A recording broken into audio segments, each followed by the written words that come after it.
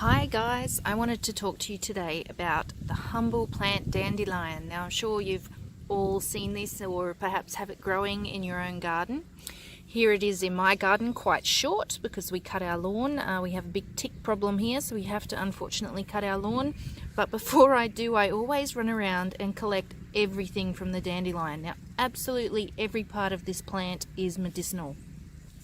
You can eat the leaves, you can make tea from the leaves, you can use the root. It's got a big long tap root, so it's sometimes difficult to get out. You can use the flowers, and I've recently learnt that you can use the seed heads as well, which is pretty cool. So there is no part of this plant that will go to waste, basically. So the leaves and the roots have a similar action.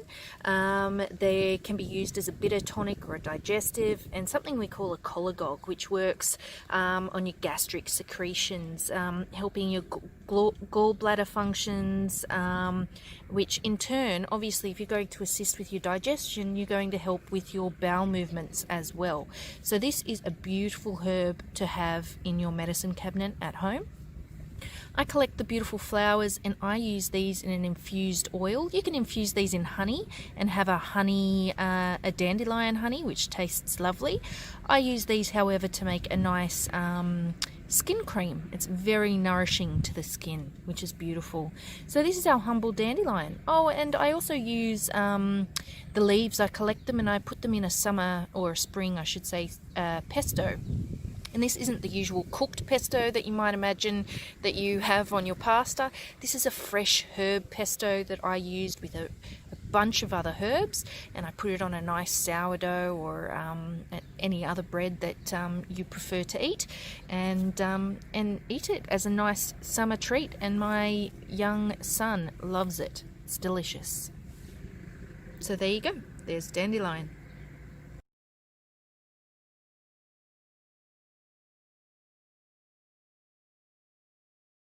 The beautiful comfrey in my garden is just about to come into flower, and it has big, broad, hairy leaves. You can actually hear that rubbing between my fingers. It's actually quite rough on the skin, but it is a beautiful skin healing herb.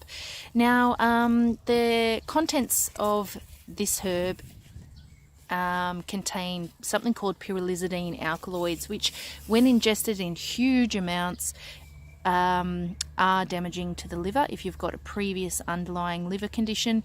So for these reasons, in countries like Australia, it's not allowed to be prescribed internally, but you can take it externally in Australia. Some countries around the world still drink teas of this plant that for conditions like bronchitis, because the pyrrolizidine alkaloid content isn't that high, but of course you need to be aware of it not to ingest this plant. So the roots and the leaves are used, and this is a beautiful skin healing herb. It has high amounts of a compound called allantoin in it, and it helps the connective tissue rebuild when under trauma. So if you've got bruises or sprains or deep bone trauma, like if you've broken a bone, you can make either a fresh or a dried poultice of the leaves or the roots from this plant, and put it on the injury. And if you don't have any skin allergies or anything like that to the plant, you can leave it on overnight and you will get enhanced healing and so faster healing times, and hopefully less pain. I say hopefully, but I know that it does work because I've used it on my son when he sprained his ankle, and I've used it on my husband when he was playing soccer and he sprained his ankle, and in many, many, many more cases I've had allergies on my skin and I've used it for things like that. This is a beautiful humble plant which is today sadly overlooked because it's been classified as having pyrrolizidine alkaloids in it, but it is a really beautiful plant. Let me stand back here a little bit so then you can see it. I have mine growing in a pot because otherwise it might take over my garden, but it really is a gorgeous plant, and not only do I love it, but the bees love it as well. So the bees in my garden are anxiously awaiting for these beautiful purple flowers to come into bloom.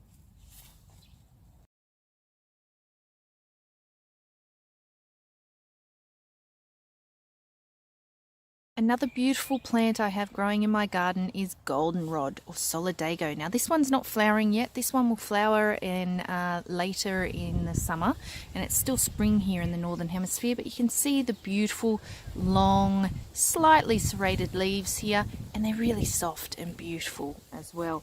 So this is actually known as a kidney herb. It's actually a mucous membrane tonic, and it can work on any mucous membrane. So from your nose to your butt, there's lots of mucous membranes in there. Your nose, your intestinal tract, your kidneys, with your renal system and your urethra, and so on and so forth. So this herb has traditionally been used for many disorders of the kidneys and bladder complaints, and emotionally it's said to be used for states of shock to support your kidneys as well. So if you're aware of our adrenal glands, which sit on the top of our kidneys, these glands help regulate our flight and fight responses, so our nervous system responses, and this is a plant that is worthy to be noted to support those systems in states of shock. It's a beautiful plant. More commonly today it's used for nasopharyngeal catarrh or things like influenza and sinusitis and throat infections. It's a renal tonic, it's carminative, it's antiseptic on the urinary system, and it's another beautiful medicinal herb that grows quite easily either in my garden or in the forest.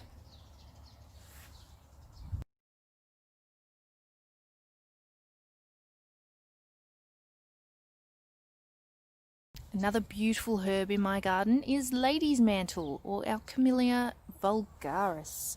Now this is traditionally known as a woman's herb or a lady's herb, hence the name lady's mantle.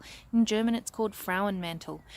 And this is helpful with all sorts of menstrual or ladies' troubles. So if you have an irregular menstrual cycle, if your cycle is too heavy, too light, if you're having problems with miscarriages or urinary problems as well, yes. But what I wanted to say was uterine prolapse. This is beautiful herb for all of those disorders. Now if you don't have access to liquid extracts or anything, this tea is the tea of this herb is so effective. So I've had great success with very heavy periods, just drinking 4 cups of tea a day in the lead up to the period. It's anti-hemorrhagic, it's astringent, it works really beautifully. In fact, it doesn't just work on menstrual problems, it works on all abdominal problems.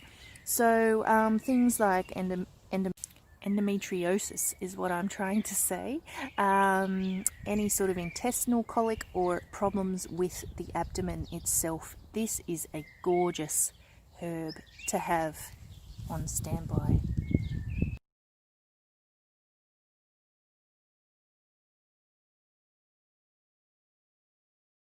And this beauty here, commonly called cowslip, or the botanical name is Primula veris, is a beautiful protected herb in most places in Europe. Its home is in the Alps, but this is growing in my garden, and it's actually abundant everywhere where I live, in the forests and in our gardens and in the fields. I had 17 plants pop up in my lawn this year, which I've transplanted, which is lovely. Much to my surprise, my dear neighbour, who had thought he was helping me, came out to cut the grass after one day I had cut the lawn, but I left these growing, and he thought that, oh, who knows what he thought, but he must have thought I didn't know how to mow the lawn. And he came out the very next day and cut these down, and he thought he was helping me, bless him, until I explained to him that these are valuable medicine. and I was trying to preserve them. He was really apologetic, but he's such a dear old man. It was really a beautiful gesture from him. Anyhow, it is the flowering heads, the umbel, that is used from this plant, and it's got a sedative action. This is a beautiful plant to help people in finding sleep. There are many different tea recipes you can use, but this plant is mostly known for its sedative and calming actions on the nervous system.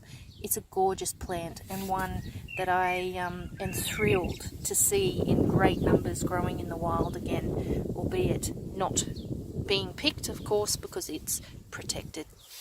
Cowslips, or Primula veris.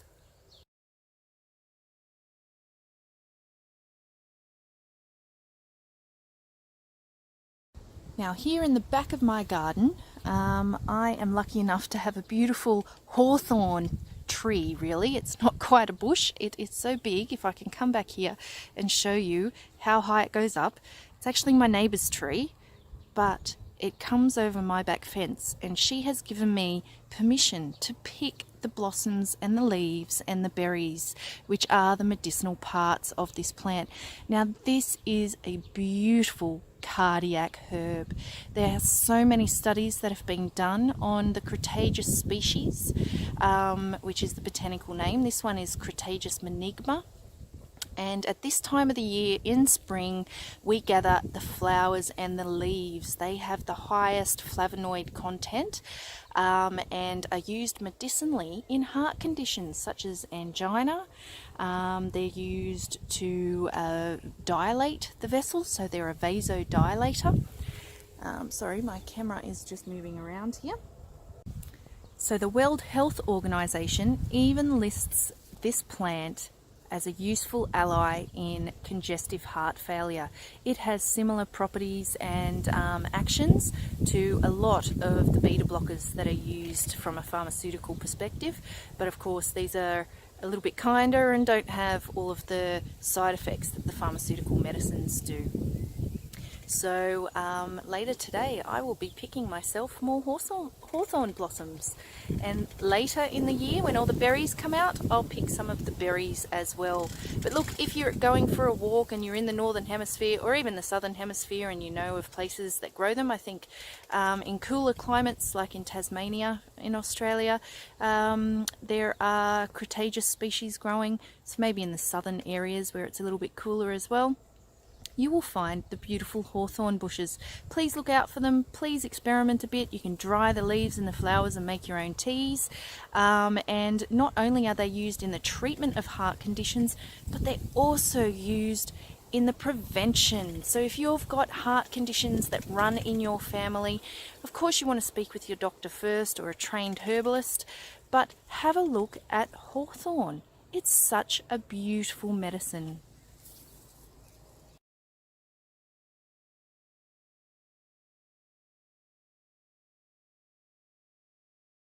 I'm here in a growth of overgrown grass and dandelions and gallium. Can you see this herb back here? It's actually sticking to all the grass, and it will stick to me. The direct translation from German is called sticky weed. Gallium apurine is its botanical name. And it's actually got a couple of cousins which have similar medicinal properties as the Gallium apurine or the sticky weed. Here it is a bit closer, and you can see it sticks to my fingers. It's got, can we see nice and close there? It actually does have little hairs on it, and that's what sticks to you. So this is a beautiful alterative and lymphatic herb. And drinking tea of gallium rids the liver and kidneys and pancreas and spleen of toxic waste. So it can help in any sort of lymphatic congestion, and of course with skin disorders as well. If you suffer from eczema and psoriasis, cleaning out toxins of the body is going to have an effect on your skin. So those with teenagers or even adults with acne as well, this can be a beautiful medicinal tea to help you. It's also got not just lymphatic actions, but beautiful actions on the kidney and urinary system as well. So if you suffer from cystitis or kidney problems, this is another tea that you'd like to have in your tea cabinet.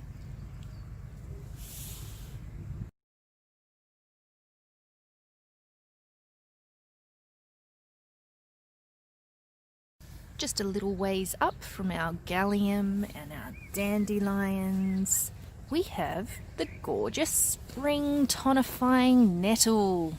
We've got some beautiful dandelion heads in there as well. But nettle, which is stinging nettle, is a really nutritious plant, and collected in the spring when the shoots are young and fresh. They have a lot of vitamins in them, and they're very nutritive. They are used to cleanse our blood, build our blood after long winters, and get us ready for the summer and the warmer months. You can drink this as a tea. Once it's blanched, those stings that are on the underside of the leaves, the acids in them will no longer sting. You can pick these with gloves on and rub the leaves together to get those little hairs off, so then you can eat them fresh in salads. I know people that have them in soups, but you can dry them and have them as a tea. And this is one of my favorite teas. I love the taste of nettle tea. It's a blood builder. It helps our lymphatic system and our kidneys as well to rid us of toxins. It's known to be used in conditions of arthritis and gout, and again for conditions like eczema. The root can also be used. That's more of a galactagogue and is more used for conditions like benign prostatic hyperplasia. But both of the root and the leaves are very healthy parts of the plant for you, and it's a beautiful way to welcome in the warmer months.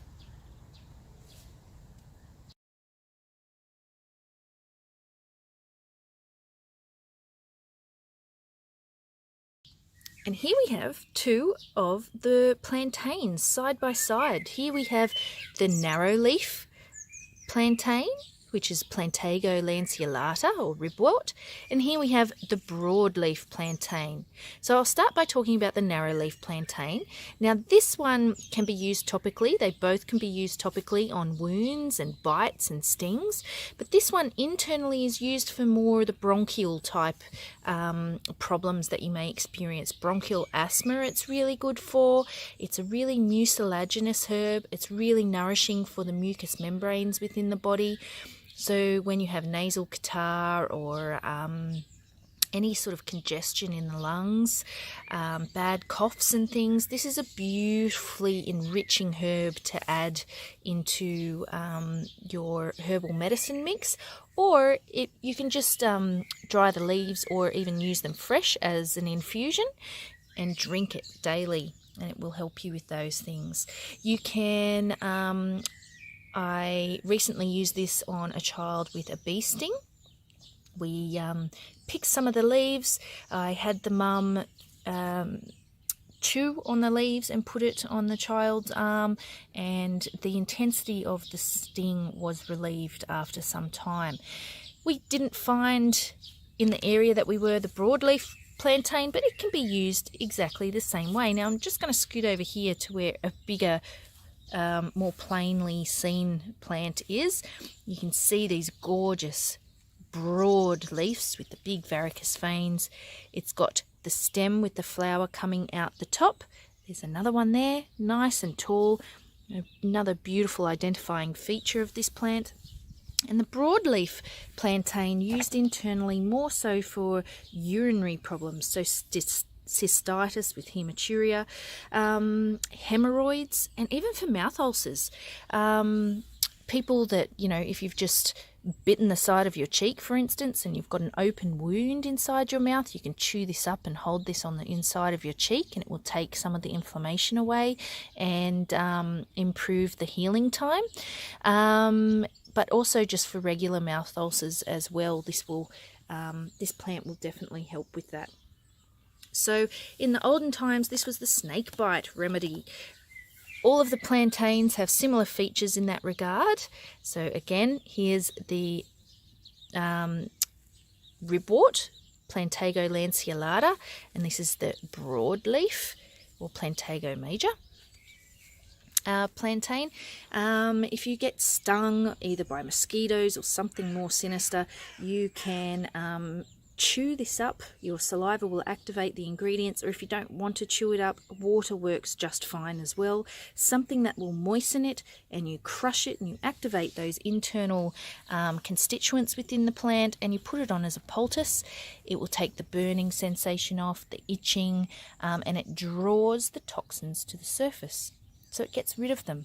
Any sort of ulcers and things that may not be healing on your legs or your hands or any external part of your body, this is a beautifully safe and nourishing herb to use. So there you go, they're the plantains, and they grow everywhere. These are in my garden, and they're being very cooperative and growing side by side, so then I can show you the differences on how they look. Beautiful, nourishing herbs.